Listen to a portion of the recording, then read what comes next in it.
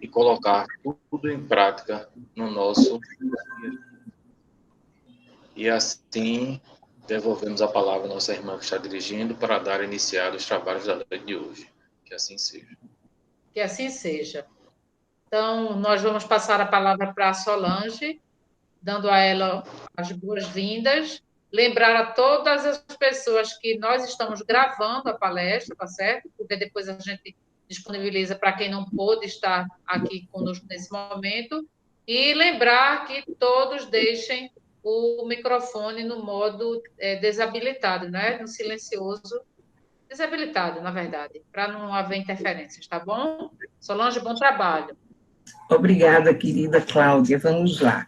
Então, fico feliz hoje desse momento, estarmos aqui reunidos diante de tantas pessoas queridas, né, que estou vendo aqui na tela, pelo convite da Cláudia de podermos fazer juntos esse estudo do Evangelho do capítulo 5, Bem-aventurados os aflitos, o item 25, a melancolia, né? Como Cláudia falou, é algo que está nos nossos dias, nesses momentos tão especiais, únicos que estamos vivendo nessa experiência mundial relacionada ao vírus, né, do coronavírus, e que nos trouxe assim muitas reflexões diante dessas questões. Mas não vamos falar sobre o corona, e sim sobre a melancolia a partir do Evangelho segundo o Espiritismo, que Kardec nos traz nessa reflexão da melancolia. Então, eu vou iniciar fazendo uma breve leitura aqui do texto do Evangelho. Sabeis porque, às vezes, uma vaga tristeza se apodera dos vossos corações e vos leva a considerar amarga a vida, é que vosso espírito, aspirando à felicidade e à liberdade, se esgota jungido ao corpo que lhe serve de prisão, em vãos esforços para sair dele. Reconhecendo inúteis esses esforços, cai no desânimo e, como o corpo lhe sofre a influência, toma-vos a lassidão, o abatimento, uma espécie de apatia, e vos julgais infelizes.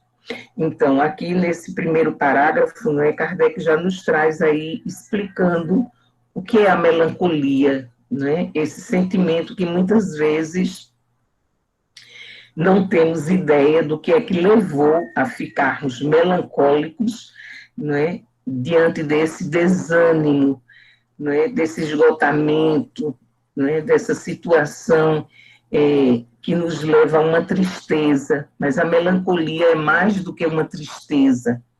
E aí, continuando, ele diz: crede-me, resisti com energia a essas impressões que vos enfraquecem a vontade, são inatas no espírito de todos os homens, as aspirações por uma vida melhor, mas não a busqueis neste mundo e agora, quando Deus vos envia os espíritos que lhe pertencem para vos instruírem acerca da felicidade que ele vos reserva, aguardai pacientemente o anjo da libertação para vos ajudar a romper os liames que vos mantém cativo o espírito.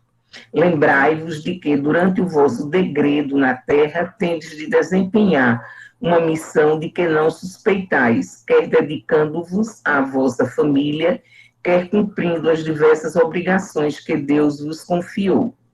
Se no curso desse degredo provação, exonerando-vos dos vossos encargos, sobre vós desabarem os cuidados, as inquietações e tribulações, sede fortes e corajosos para os suportar. Afrontai-os resolutos, duram pouco e vos conduzirão à companhia dos amigos, por quem chorais e que, jubilosos por ver-vos de novo entre eles, vos estenderão os braços a fim de guiar-vos a uma região inacessível às aflições da terra.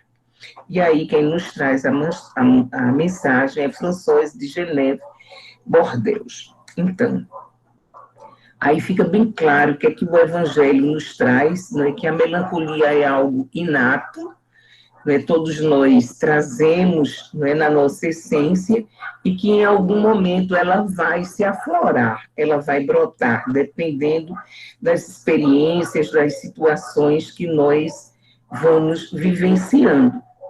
E que a melancolia pode acontecer a qualquer pessoa, de qualquer classe social, né? Não é apenas de dizer que a melancolia vai acontecer a um grupo de pessoas que estejam passando por algumas privações, algumas necessidades ou algum tipo de sofrimento mais específico. Não, qualquer um de nós podemos passar por esses momentos da melancolia. E aí a gente foi buscar no Livro dos Espíritos, na parte 4, das esperanças e consolações, no capítulo 1, das penas e gozos terrestres, o item desgosto da vida, não é? O suicídio. E na questão 943, Kardec pergunta: de onde nasce o desgosto da vida que, sem motivos plausíveis, se apodera de certos indivíduos? Então, a resposta que a espiritualidade nos traz é a seguinte: efeito da ociosidade, da falta de fé e, não raro, da saciedade. Então, tantos aspectos da ociosidade, do não fazer nada, de ficar com um tempo muito livre, né? Ou da falta de fé, a falta de esperança, a falta de confiança, ela pode nos levar à melancolia. E também quando diz da saciedade, né? Quando estamos muito saciados, ou seja, quando perdemos qualquer objetivo na nossa vida, quando achamos que não temos nada por fazer, não é? Então, que estamos todos, né, com esse sentimento de saciedade, ela pode vir. E ainda ele faz um parágrafozinho explicando: para aquele que usa de suas faculdades com fim útil e de acordo com suas aptidões naturais, o trabalho nada tem de árido e a vida se escoa mais rapidamente. Ele lhe suporta as vicissitudes com tanto mais paciência e resignação, quanto obra com o fito da felicidade mais sólida e mais durável que o espera. Então, nos momentos que não temos o que fazer durante o dia, né, e estamos em casa e ficamos ociosos, o dia fica muito longo. Quando nos ocupamos com alguma atividade, seja ela qual for a atividade, o dia fica mais produtivo, nos sentimos melhores, né? Então, a ociosidade, o não fazer nada, né, nos leva a essa situação de melancolia, segundo aquilo que nos traz o Livro dos Espíritos. Mas aí, quando Kardec traz, né, essa mensagem no século XIX, então fomos buscar entender um pouco a melancolia através de um breve histórico. Vamos pensar, será que os povos mais antigos, eles tinham esse sentimento da melancolia? Então, fomos ver, né, historicamente, Hipócrates, né, que é o pai, considerado o pai da medicina, esse grego, né, ele nos diz, né, ele viveu no mais ou menos 377 a.C., e ele diz que a melancolia, né, para Hipócrates, são os distúrbios mentais que passam a ser associados a um desequilíbrio dos humores. O sangue, a linfa, a bile amarela e a bile negra. Quer dizer, esses humores que, diferenciados na intensidade, ele vai levar a pessoa a ter a melancolia. Aí ele diz que no caso da melancolia provocada pelo aumento da bile negra, e a sintomatologia da melancolia seria a tristeza, a ansiedade e a tendência ao suicídio. Vejamos que Hipócrates nos diz isso, né, relatando esse desequilíbrio dos humores, que era como entendia a personalidade humana na época, a sua época.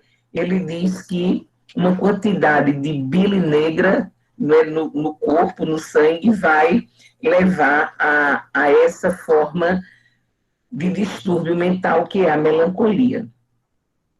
Aristóteles, que viveu em 384 a 322 a.C., ele coloca que a melancolia é uma patologia que atingia as pessoas ilustres, devido à sensibilidade do organismo a uma concentração de bile negra.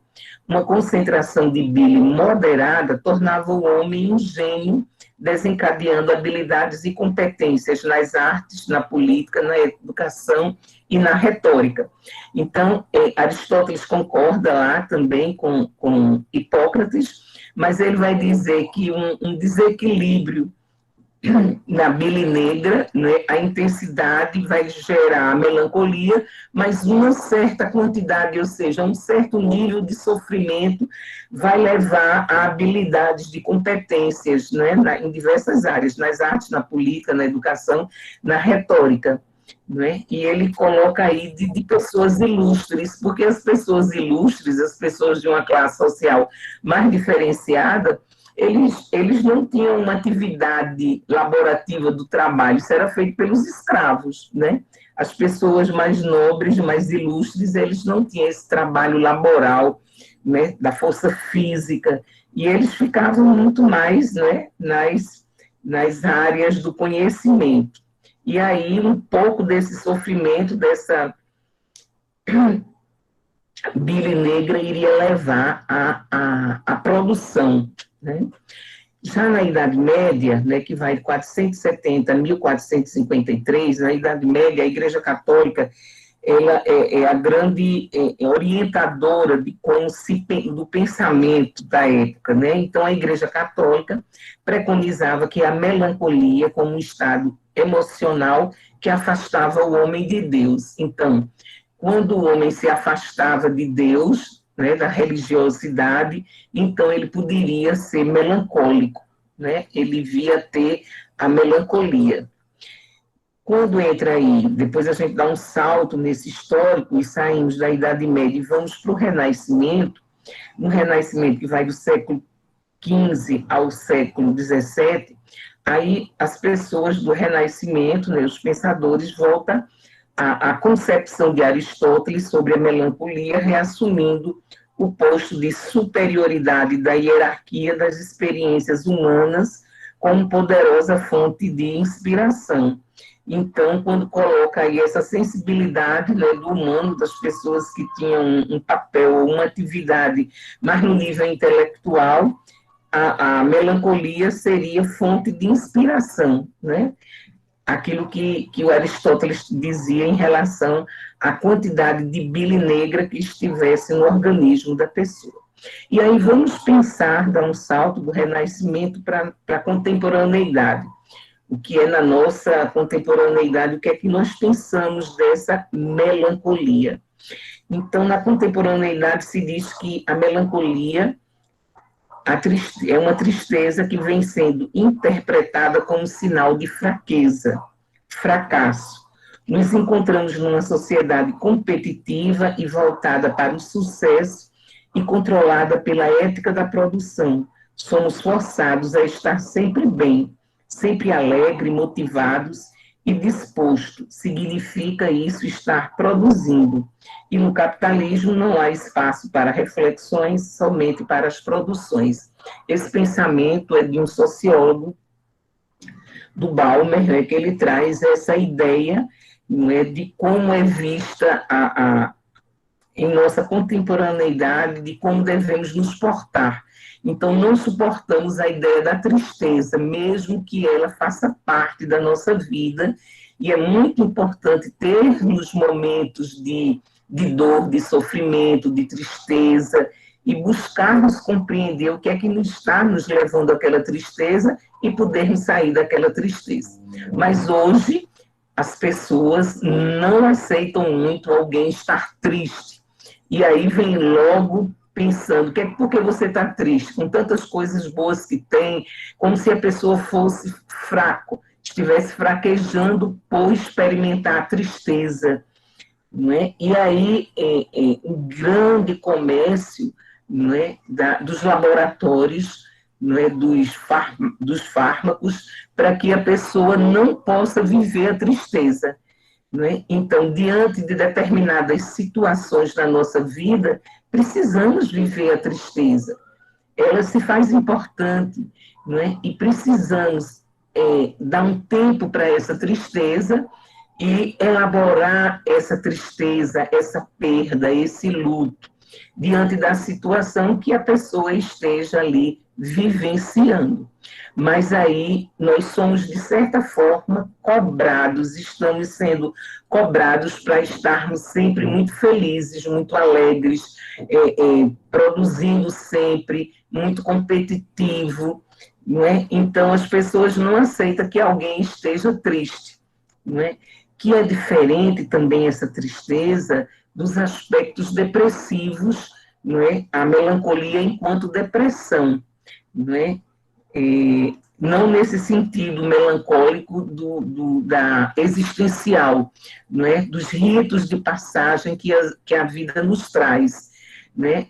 Para algumas pessoas, ao longo do desenvolvimento, vamos ter alguns ritos de passagem. Para algumas pessoas, esses ritos, eles são vivenciados de forma tranquila, bem, sem sofrimento. Mas para outras pessoas, aquele mesmo rito é vivenciado de uma forma dolorosa, com sofrimento, e que às vezes precisa, além do apoio familiar, da compreensão dos amigos, né, precisa de um apoio de profissionais, né, para ajudar aquela situação que a pessoa não está dando conta sozinha daquele sofrimento em determinadas experiências que esteja vivenciando. Por exemplo, uma criança que entra na escola, né, o primeiro ano da escola, as professoras relatam que os primeiros 15 dias das crianças na escola choram as crianças porque elas estavam acostumadas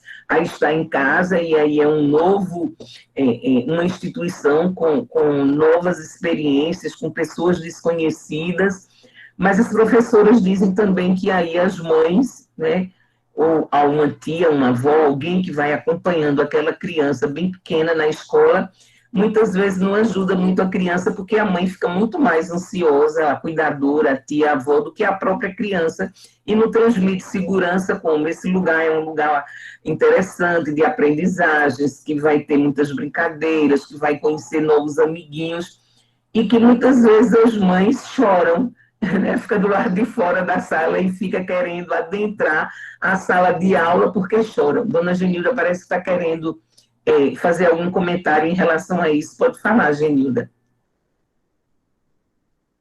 Não estou lhe ouvindo, você tem que ligar aí o seu microfone. Eu cheguei atrasado porque a internet não está pegando. Mas o que você está falando realmente é o que eu estou vivenciando com a filha que perdeu um bebê há 4 meses atrás e ela não está aceitando a morte dessa criança. Aí está sendo difícil, aí eu estou indo no trabalho dela, conversando e botando no psicólogo. Realmente, o que a senhora está falando tudo é verdade. Eu não vou interromper, senhora. Pode continuar. Muito bom estar com a sua conversa. Ok, Genilda, obrigada pelo estímulo. Veja, então, o que fazer com sua filha que perdeu um bebê de 4 meses? Há 4 meses, né, que perdeu um bebê. Então, qual é a mãe que perdendo um filho não tem que ficar triste? Ela precisa ficar triste para elaborar esse luto da perda, não é? Diante de pessoas que perderam, não só, a gente vai falar aí de vários tipos de perdas. Então, o processo natural da vida nos diz que nós, os pais, os tios, os avós, vamos desencarnar primeiro do que nossos filhos, netos e sobrinhos, né? Então, como sendo esse um processo natural da vida, mas quando essa situação se inverte, é um processo muito doloroso, de muita dor. Imagina a expectativa de sua filha para o nascimento do seu filhinho, não é? O crescimento, o desenvolvimento dele, e aí ele, não é? Os desígnios de Deus, de saber, de dizer, não, é o momento do grande encontro, dele voltar para o mundo espiritual, né? E a mãe ficar sem esse filho quantas expectativas, né? É um processo muito doloroso. Então, aceitar o sofrimento dela, estar próximo dela, como você diz, indo até o trabalho dela. Porque, veja, quando a gente perde o pai, não é, a mãe, a gente fica órfã, né? Quando a gente perde o companheiro ou a companheira, a gente fica viúvo ou viúva, né? É um conceito que se dá nessas situações. Quando os pais perdem os filhos, não tem um nome desta perda, né? É uma dor tão intensa que não tem nem um nome para conceituar essa dor, né? Para localizar esse afeto que está sendo sentido por essa pessoa que perdeu o filho. Não é? Segundo os relatórios das pessoas que trabalham com luto, com perdas e com dor, eles colocam como se pudéssemos colocar aí uma medição de uma fita métrica da intensidade da dor, diz que é a dor maior, né, de perder os filhos. Os pais perderem os filhos, avós perderem os netos. Então, esse momento delicado, especial que sua filha está passando da perda desse filho, vamos dar um tempo para ela.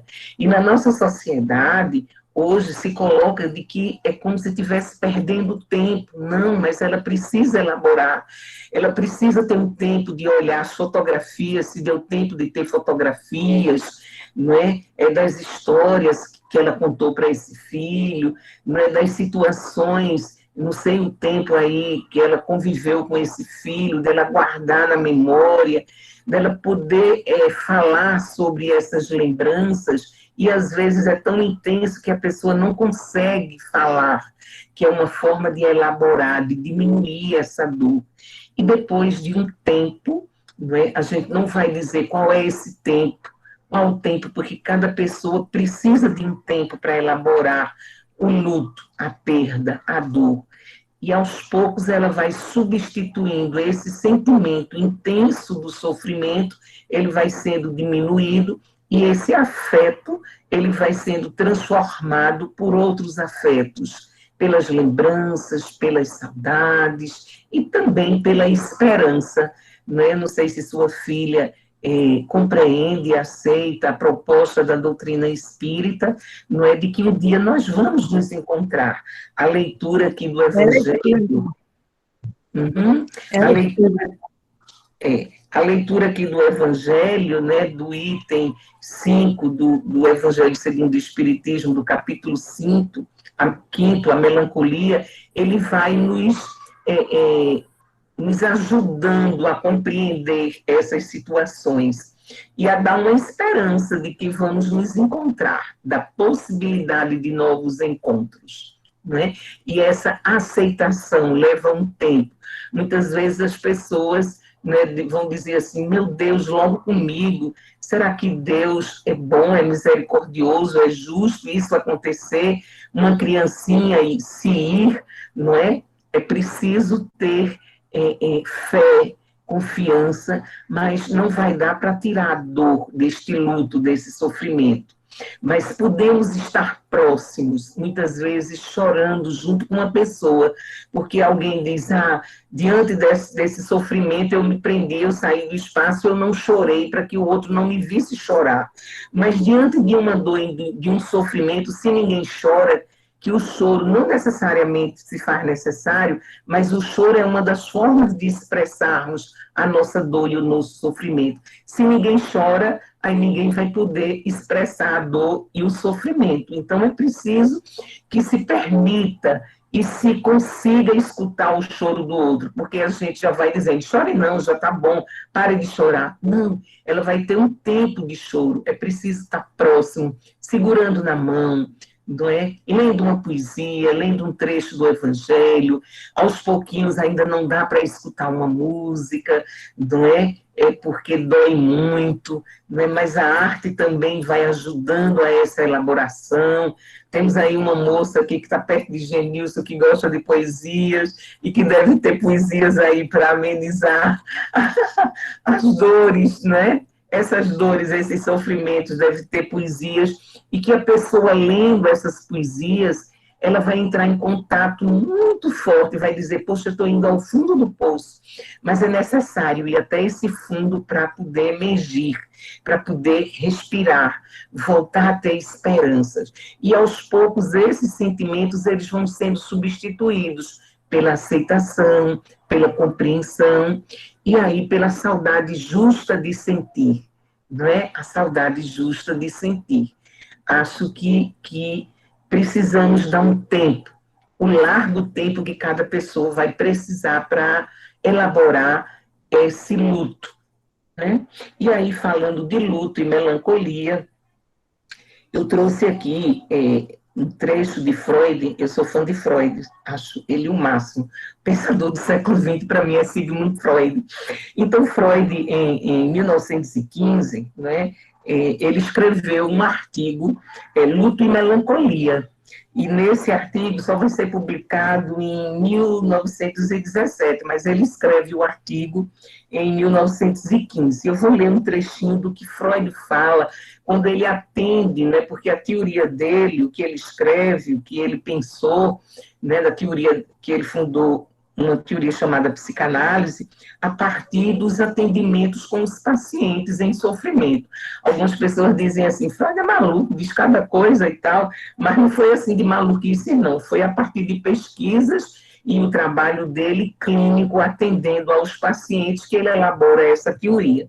E lá, nesse artigo que ele denominou de luto e melancolia, ele vai nos descrever, ele vai fazer uma diferença do que seja o luto e do que seja a melancolia.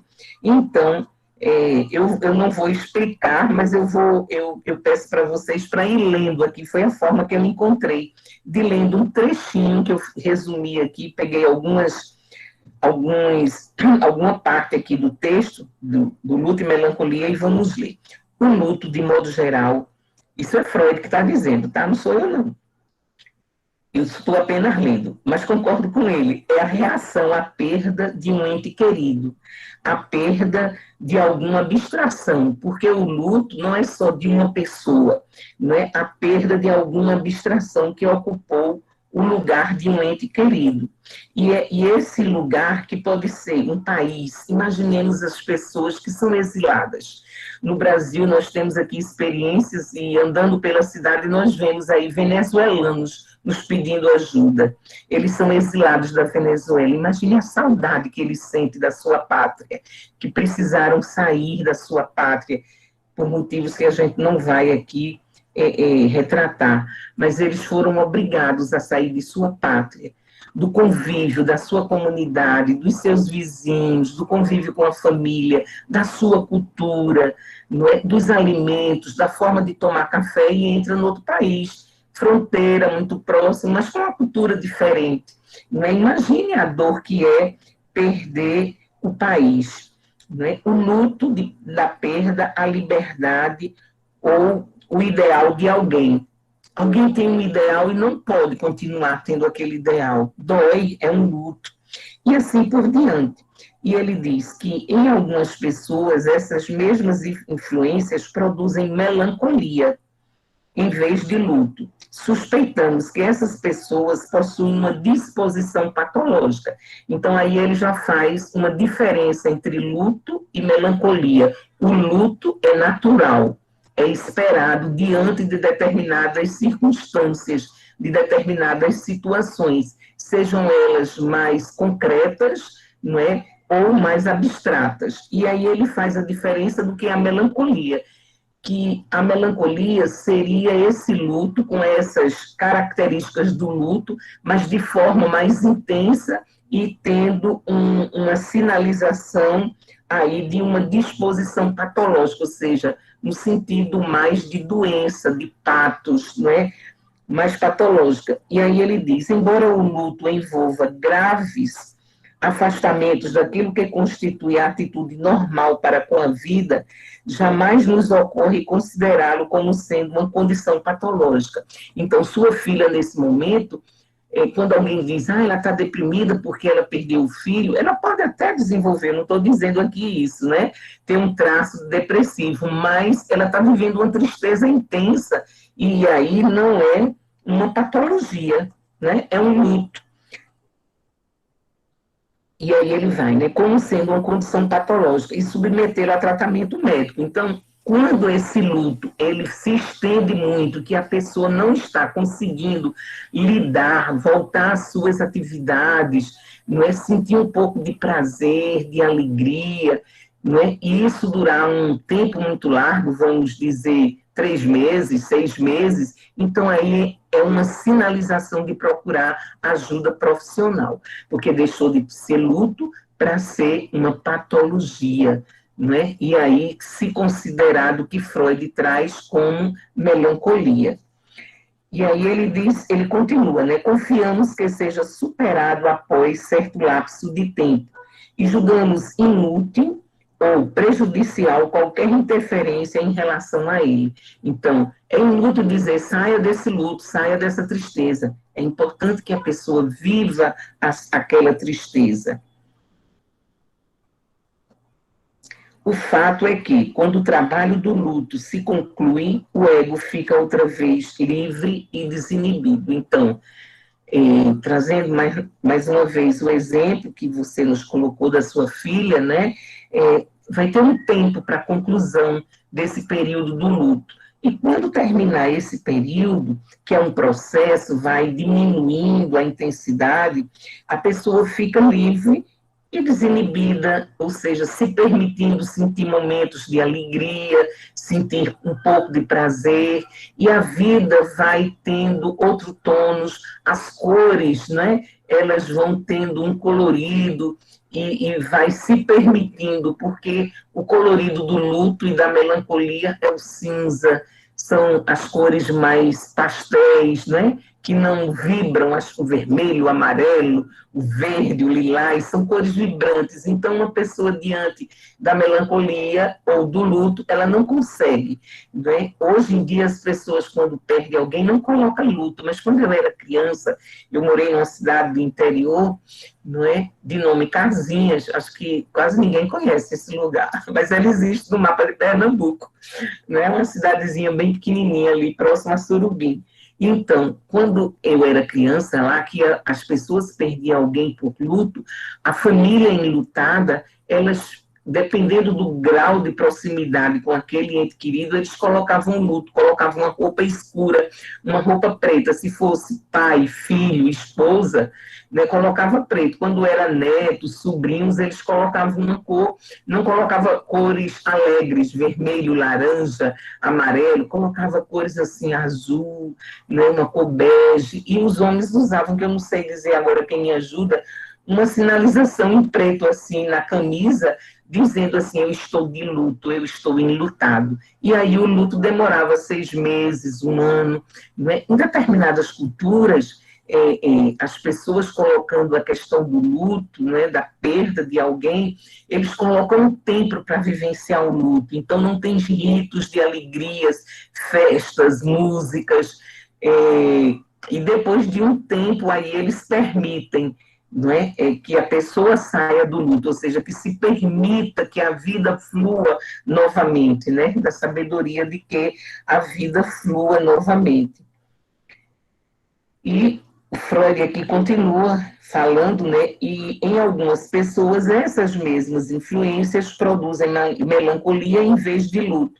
Suspeitamos que essas pessoas possuem uma disposição ou uma predisposição patológica. Então, aquilo que eu expliquei, quando o luto ele se alonga por demais e de uma intensidade, não é, que a pessoa não consegue ter nenhum desejo, nenhum prazer, né? Nas simples coisas da vida, de tomar banho, de fazer um alimento que gosta e sentir prazer naquele alimento, de estar com a pessoa, de conseguir ler um livro, de ouvir uma música. Então, aquilo ali vai sendo mais intenso, e aí que se coloca que é uma situação patológica, né, uma patologia que Freud denomina de melancolia, e essa melancolia precisa de tratamento, de um cuidado, né, de ser cuidado. E aí temos os cuidados dos psicofármacos, às vezes precisamos ir no psiquiatra, onde ele vai passar uma medicação, onde vai ajustar, né, os neurotransmissores né, que produzem substâncias que nos dão alegria, como as endorfinas, as serotoninas, e também o trabalho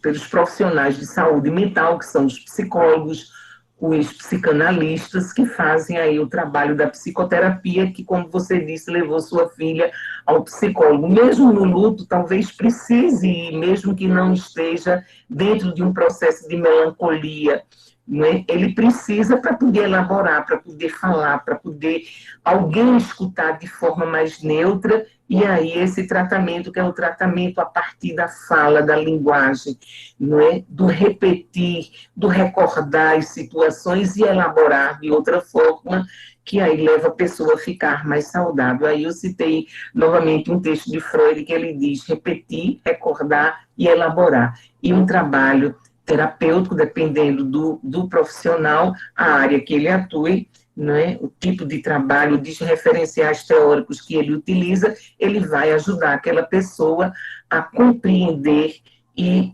voltar a ter qualidade de vida e sair desse luto, dessa tristeza, tanto no aspecto da melancolia, como também ajudando, apoiando a pessoa às situações da experiência do luto. E aí, Freud ainda continua dizendo o seguinte sobre o que é a melancolia, essa forma mais intensa, né?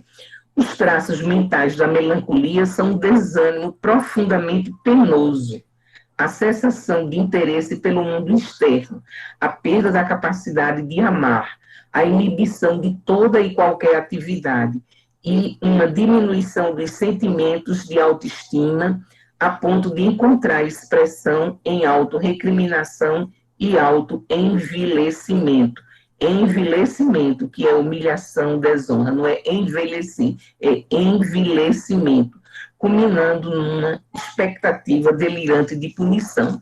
E muitas vezes a pessoa fica com um sentimento de culpa, se punindo, não é, se colocando culpa diante de alguma situação relacionada aí, quando é uma situação mais patológica, a melancolia. Né? Mas aí nós temos também a esperança, né?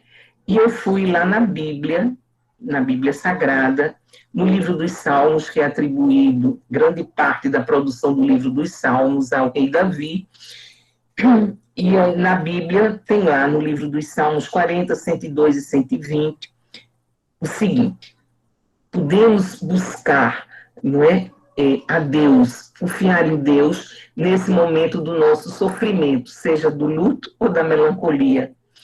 E aí no livro dos Salmos diz o seguinte: esperei confiantemente pelo Senhor. Ele se inclinou para mim e me ouviu quando clamei por socorro.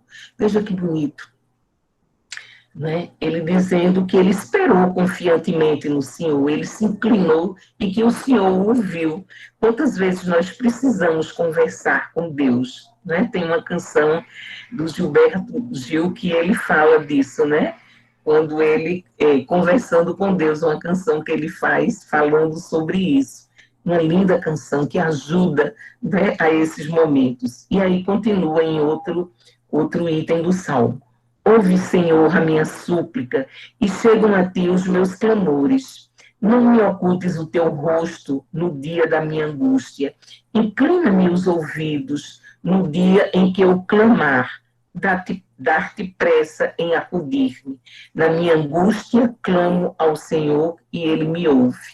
Então, podemos buscar a Deus, né? Podemos buscar a Deus diante desses momentos e ter essa certeza que o rei Davi possivelmente deve ter passado por situações de muita angústia e buscou a Deus e escreve isso para a gente no livro dos Salmos. Mas aí eu fui também pegar um pouco da nossa doutrina espírita e eu gosto muito, muito, né? E gratidão a Divaldo Franco pela psicografia da nossa querida Joana de Ângeles. Então, no livro Atitudes Renovadas, Joana nos traz o seguinte: a tristeza é um fenômeno natural.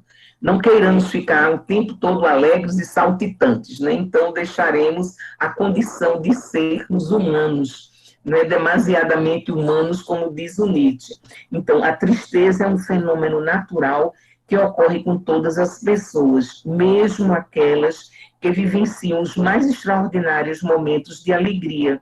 Não cultives a tristeza, nem fujas dela, aceitando-a quando se te apresentar e retirando o melhor resultado da oportunidade de reflexão que te proporcione.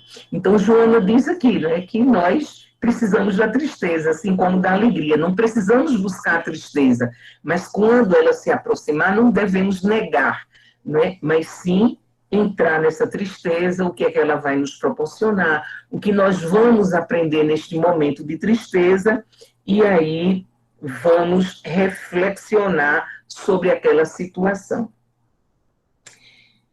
E o Leon Denis, no livro O Problema do Ser, do Destino e da Dor, ele tem uma mensagem que eu gosto muito, e que me acompanhou durante muito tempo, e me acompanha essa proposta do Leon Denis. Cada vez que o anjo da dor me tocou com suas asas, agitou-se em mim potências desconhecidas. Então, o anjo da dor vai tocar em alguns momentos na nossa alma.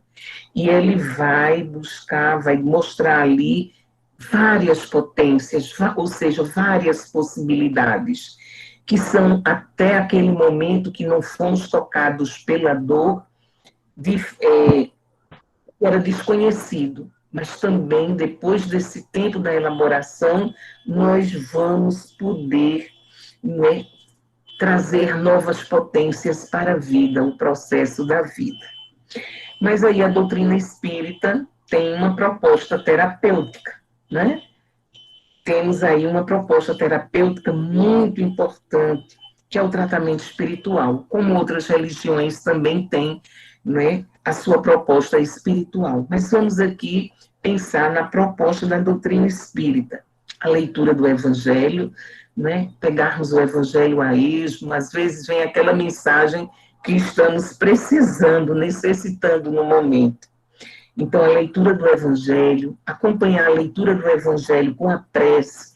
A prece é esse momento que a gente vai falar com Deus e que a gente vai se sentir acolhido, escutado, seja que a gente esteja zangado, meu Deus, isso vai acontecer comigo, né? Seja porque não estejamos achando aquela situação justa, não é? Mas Deus vai nos olhar como uma criança, não é? Que às vezes uma criança que faz uma birra para a mãe porque quer alguma coisa que não é possível naquele momento, todos nós já fizemos, não só enquanto criança, mas assim, nesse mundo infantil, vamos dizer, querer comer a sobremesa e não querer comer feijão. A criança vai chorar, vai fazer birra, mas a mãe diz, não, feijão é importante, só come a sobremesa se comer feijão, né? Então, Deus olha para a gente com amorosidade, com acolhimento, sem zanga, com certeza, em todo momento que nós nos debruçarmos, como fez aí a proposta do rei Davi, quando ele nos traz aí esses salmos belíssimos que eu li anteriormente.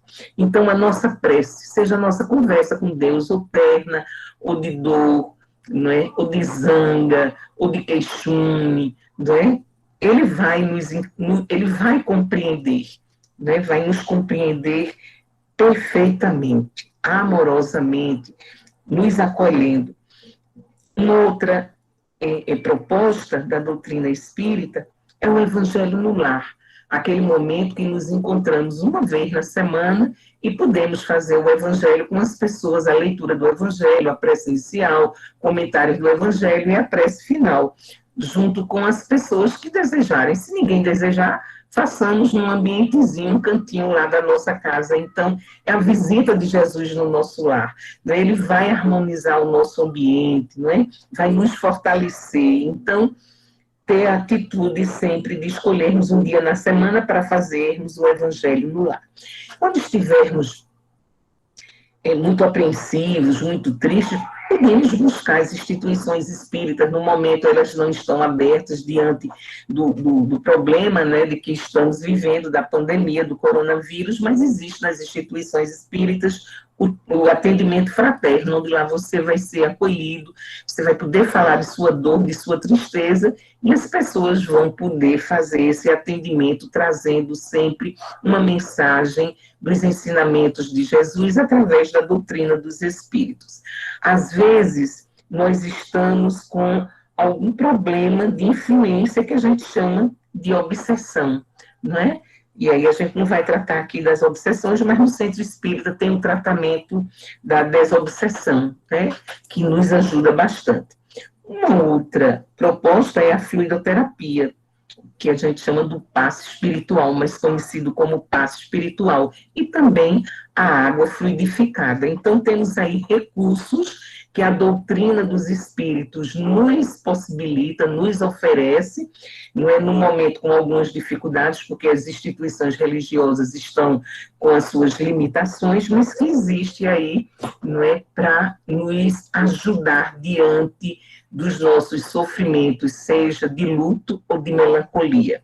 E se for da melancolia, também não negar a ajuda dos profissionais da área de saúde, podermos buscar ajuda paralelamente ao tratamento espiritual, não só dizer, não, eu só vou fazer o tratamento espiritual, de maneira alguma, vamos buscar as duas propostas, né? Afinal de contas, Deus deu sabedoria e inteligência para os médicos, os pesquisadores, para nos ajudar diante da nossa dor. Né? Não podemos desvincular a importância do tratamento da área de saúde. Mas aí, diante dessas situações, como Cláudia falou, desse momento tão especial que estamos experienciando, seja por pessoas que perderam os empregos, né, perdas grandes, perdas de pessoas pela Covid ou não pela Covid, o que nos chama atenção é o número grande de brasileiros, né, que se foram, né, que vão aí aos milhares por conta da Covid, que estamos aí nesse sofrimento. Minha irmã conversava comigo no início e dizia, Solange, ainda bem, né? Parece que a Covid é algo tão distante, mas de uns meses para cá ela disse, Solange, a Covid chegou perto da gente, porque a gente só via os noticiários como um número de pessoas que desencarnaram com o diagnóstico da Covid, mas de repente foram desencarnando pessoas muito próximas de nós, não é? E aí a gente vai sentindo a dimensão dessa dor, daquela dor que a gente via e se emocionava apenas como dados de pessoas lá distantes, dando nos noticiários, nos dados estatísticos. E aí vamos compreendendo nesse momento, pessoas que perderam entes queridos, amigos, vizinhos, né? Parentes, pessoas com muitos projetos ainda de vida pela frente, outros com mais idade, mais idosos, mas que foram perdas significativas e que estão sendo perdas significativas e que não podemos minimizar, nem menosprezar. Precisamos tomar todos os cuidados do que a ciência diz, né, do uso das máscaras, dos cuidados com a higiene, de não aglomeração, e estamos vendo aí porque fomos desobedientes o crescente número de pessoas. E aí me vem também um momento, né, não posso deixar, eu fiquei refletindo se eu falava ou não sobre isso, da gente poder fazer preces por essas pessoas todas que estão no luto de todos aqueles que perderam os seus empregos, né? Que muita gente está morando nas ruas porque não tem mais uma condição econômica de manter-se, e aí a gente vai vendo a miséria crescente no nosso país, não é, de pessoas que estão pelas ruas, ou morando na casa de um parente ou de um amigo, dividindo, porque não tem mais uma condição de pagar um aluguel, de manter-se, né, de fazer a feira, do mínimo necessário, né? Está ficando muito difícil e a gente se solidarizar, né, sermos fraternos diante dessa situação. E sermos fraternos e entender muito da dor daqueles que estão perdendo seus entes queridos de uma forma muito especial. Porque perder alguém que você está acompanhando, porque adoeceu, você vai acompanhando o diagnóstico, leva aquele ente querido para o médico para fazer exame, fica com ele no hospital, na enfermaria, ou no quarto, num apartamento no hospital, está ali com ele, segurando a mão dele, mas o coronavírus não é possível. A tecnologia ajuda porque os profissionais de saúde fazem videochamadas, né? Conversam com as pessoas, mas não tem como se despedir. E depois, um segundo momento, quando essa pessoa desencarna, que se vai, não tem aquele momento dentro da nossa cultura de fazermos, não é, as homenagens àquele que se vai, não é, um enterro decente, não é, receber os amigos, receber o abraço, não é? Então, perdemos essa condição também, né, de nesse momento de estarmos enlutados e não podermos fazer essa elaboração do luto, preparar o caixão, levar flores, ficar ali, fazer preces, tudo isso que é muito importante para aliviar essa dor, não é? Dessas homenagens de despedidas daquele ente querido, não é? O caixão fechado, poucas pessoas, ninguém pode ir, um medo muito grande, tudo isso acontecendo. E aí nos deparamos ainda com uma situação muito dolorosa e que é lamentável. Eu lamento profundamente de que no nosso país, o presidente da República, ele se referia a essas pessoas em vídeo, né? Ele colocar no vídeo, para que todos os brasileiros escutem, que essas pessoas que estão chorando pelas perdas do coronavírus são pessoas fracas e estão com mimimi. É terrível. É um sentimento de, não tem uma palavra para dizer, porque uma pessoa que representaria o grande pai de poder acolher e falar e dar uma mensagem diante daqueles que perderam seus entes queridos, ele dizer esse tipo de mensagem, né? Sorrindo, dizendo esse tipo de coisa. Acho que nós não merecemos isso. Não sei, mas nesse momento um desabafo meu aqui neste momento, porque não está sendo fácil lidar com essas situações, né? Então vem alguém dizer que esta dor é mimimi, esta dor é de luto, é de compreensão, é de acolhimento, é de abraço, aquele abraço virtual que a gente não pode dar, né? Então não são mimimis, né? Então não é uma coisa insignificante, muito pelo contrário. Precisamos aí repensar, e muitas pessoas que estão seguindo e repetindo e colocando nas redes sociais essas falas, não é? É muito triste, é muito doloroso. E ainda se dizerem cristãos quando estão acompanhando esse tipo de pensamento, não é? Então, encerro aqui, não é, com o meu desabafo. Acho que eu estava precisada disso, desejando a todos, né, conforto espiritual nesses momentos, né, diante das nossas dores, dos nossos sofrimentos, e que possamos fraternalmente nos ajudar, né? E agradecer mais uma vez a Cláudia por esse momento, né, de ter me dado a honra e ter colocado assim, né, a possibilidade desse estudo, a confiança dela de permitir esse estudo para nós podermos estarmos nesse encontro, nesse momento. Agradecer a vocês todos e alguns que eu conheço pessoalmente, que desenvolvam afeto, né? Que tem um afeto que uns demais a gente começa a construir um afeto, né? Agradecer, nossa gratidão, muito obrigada por esta oportunidade. Que Deus nos abençoe e nos ampare a todos. Obrigada, irmã. Então, sua palestra foi maravilhosa e de bom aprendizado. Muito obrigada, que Deus te abençoe. Obrigada pela sua gentileza e seu carinho. Nós agradecemos profundamente, Solange, o trabalho que você trouxe para nós. Foi realmente maravilhoso, como a irmã falou aí. Acredito que para o momento que a gente está vivendo, como falei no início, né? É um tema muito pertinente às nossas necessidades atuais. E isso eu posso falar com propriedade, né? Por tudo que eu passei, de que eu tenho passado do ano passado para cá, né?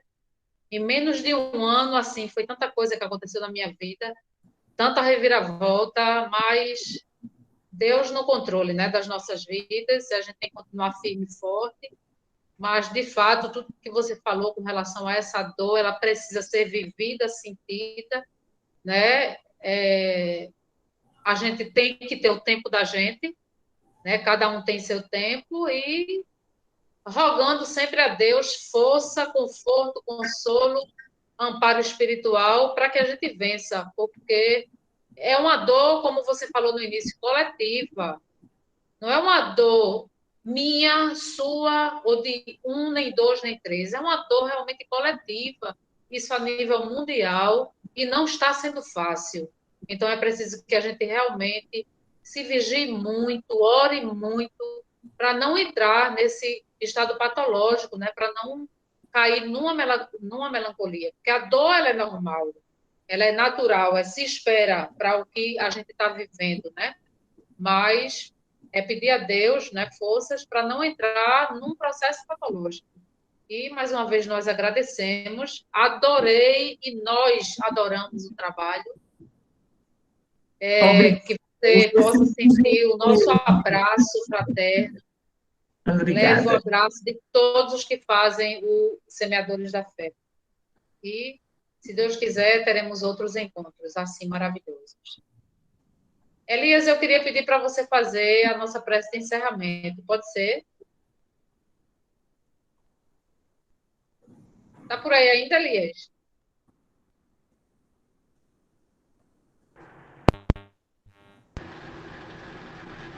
Tá me ouvindo? Sim. Tá me ouvindo? Eu estou. Acho que todo mundo está ouvindo. Eu estou. Pronto. Tá ouvindo agora, né? É que eu tava no Sim. fone de ouvido, aí eu tive que tirar, fazer a prece, né? Então, nesse momento, vamos... Aqueles que quiserem, né, desejarem fechar seus olhos para uma melhor concentração e vamos entrar em oração, agradecer esse momento maravilhoso, né, de reflexão, de muitas lições que a nossa querida irmã nos trouxe. Vamos orar, oremos. Mestre Jesus, espíritos benfeitores, todos os espíritos que fazem essa casa de oração e trabalho no mundo dos espíritos, nossa Mãe Maria Santíssima, nesse momento, queremos agradecer. Agradecer por estarmos aqui reunidos, em Teu nome, Jesus, para o estudo do Evangelho, pela metodologia espírita. Queremos agradecer pela nossa irmã, por tudo que ela nos trouxe na noite de hoje, e pedir que ela seja abençoada para continuar levando o seu trabalho e o seu conforto aos corações de todos nós, levando a esperança e fortalecendo a nossa fé.